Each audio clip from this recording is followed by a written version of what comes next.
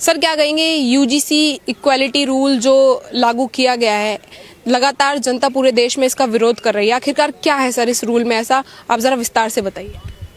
UGC ने जो 13 जनवरी को नोटिफिकेशन इशू किया है, उसमें प्रावधान ऐसा किया गया है कि किसी जातिगत टिप्पणी करने पर या डिस्क्रिमिनेशन करने पर वो जो भी विक्टिम है वो कह सकता है, कंप्लेंट कर सकता है कि मेरे को जाति के आधार पर इस तरह से मेरे साथ व्यवहार किया जा रहा है, तो उस पर सख्त कार्रवाई का प्रावधान है। लोगों का एकेडमिक कैरियर खराब होने की संभावना है, इसलिए जनता इसको विरोध कर रही है।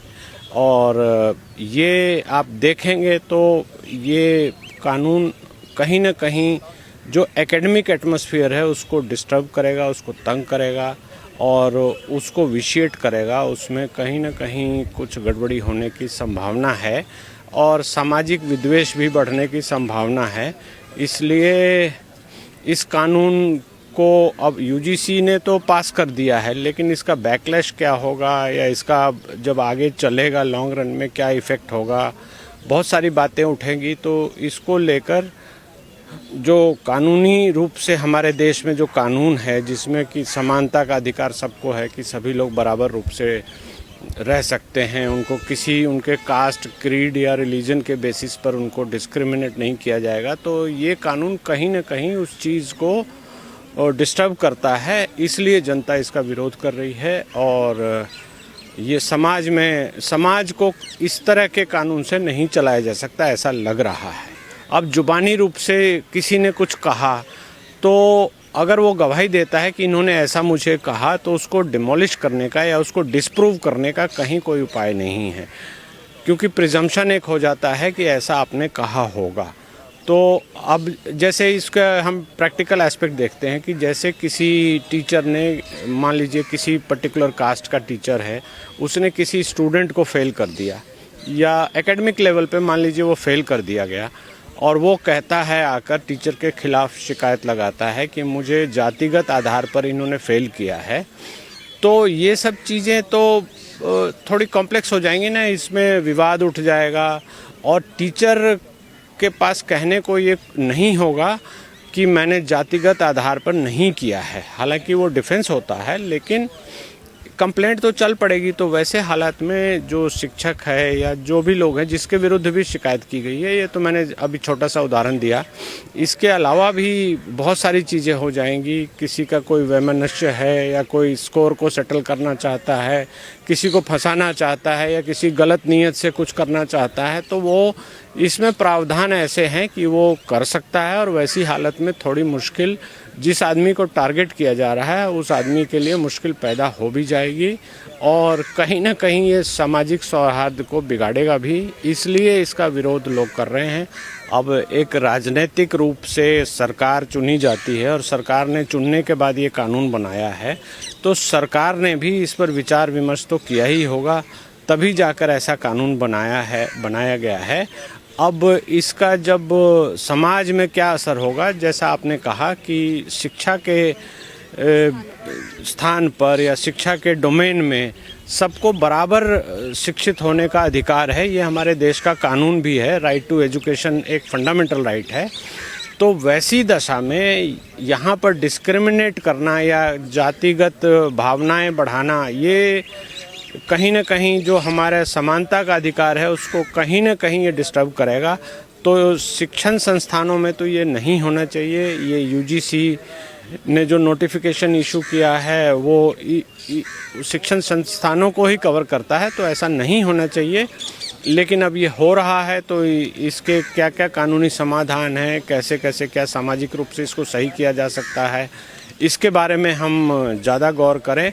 सरकार ने जो करना था कर दिया। जो गलती सरकार तो बाबुओं से चलती है, तो सरकार के जो लेजिस्लेटिव डिपार्टमेंट के लोग हैं या यूजीसी ने क्या रिकमेंड किया था, क्या बैठक में चर्चा हुई, जो लेजिस्लेटिव कमेटी होती है, सेलेक्ट कमेटी होती है, विधायन की लंबी चौड़ी प्रक्रिया है, तो वैसी दशा में ये अब कैसे किया गया है और क्या किया गया है, इसका टेस्ट होगा। यूजीसी के पास पावर है ऐसे कुछ रूल्स बनाने की है? हाँ, यूजीसी के पास तो पहले से ही पावर्स हैं।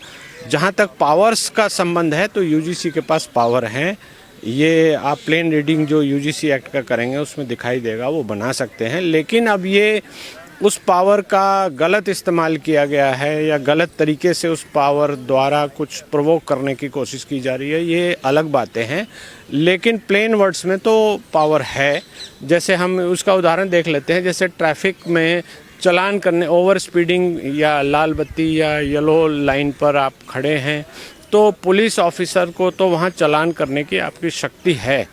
लेकिन मान लीजिए आप कहते हैं कि मैं लाइन के पहले खड़ा था, इन्होंने चलान कर दिया, तो वो शक्तियों का दुरुपयोग हो जाएगा और वो एक कंट्रोवर्सी हो जाती है। तो उसको वो विवाद होने के बाद जब जाकर वो फैसला आएगा या उसकी अपील होगी, हमारी जो न्याय प्रक्रिया है उसमें वो चलेगा, उसके बाद उसको फैसला आएगा, तब तक के लिए विवाद तो खड़ा रहेगा। तो ये अच्छी बात नहीं है, ये समाज को कहीं ना कहीं ये अफेक्टेड करेगा भी। आपने जो ये दुरुपयोग की बात करी, हमने तमाम ऐसे केस भी देखे जो SC ST के मामले में कि बाद में जो है पता लगता है कि वो आपसी रंजिश की वजह से लगाए गए थे और जो है पीड़ित जो है कोर्ट में चक्कर काटता रहता है। तो आपको नहीं लगता सर इस रूल का भी कहीं ना कहीं गलत उपयोग होगा?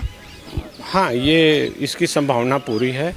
और आपने जैसा SC ST एक्ट का बोला, इसके साथ साथ में एक और कानून है हमारे देश में जो बहुत मिसयूज़ होता है, वो दहेज का कानून है।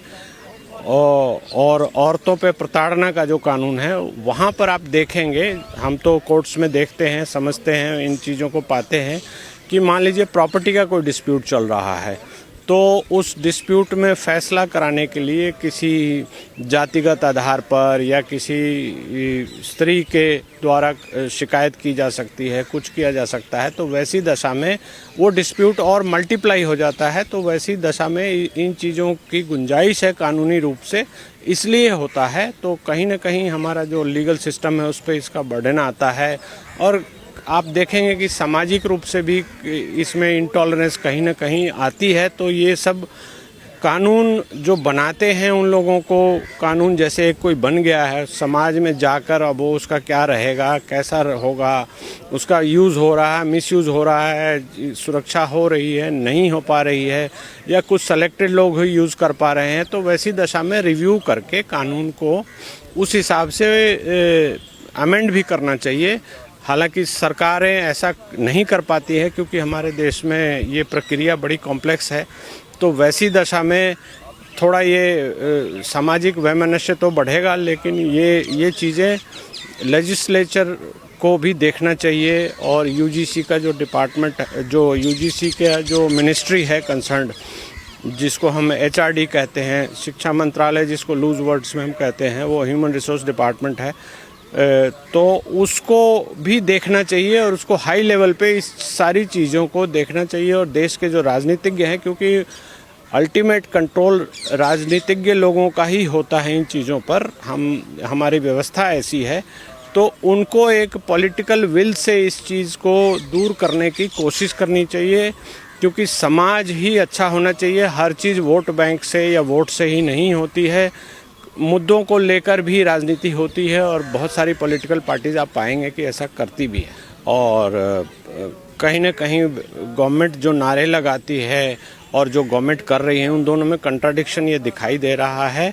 और गवर्नमेंट को इस सिचुएशन को प्रेसिपिटेट होने से रोकना चाहिए और ये देखना चाहिए कि शिक्षा क्षेत्र में समाज अगर उत्थान की ओर जा रहा है तो संपूर्ण समाज जाए। कुछ लोग किसी को शिकार ना करें या किसी को कुछ लोग अलग ढंग से ना बोलें, तो उस दिशा में सरकार को गंभीर चिंतन करके इस चीज़ को रिव्यू करना चाहिए कि समाज में इस तरह से बांटने की राजनीति कहीं ना कहीं इस कानून द्वारा हो रही है। तो इसको वापस लेना चाहिए या इसका कोई और रूप बनाना चाहिए।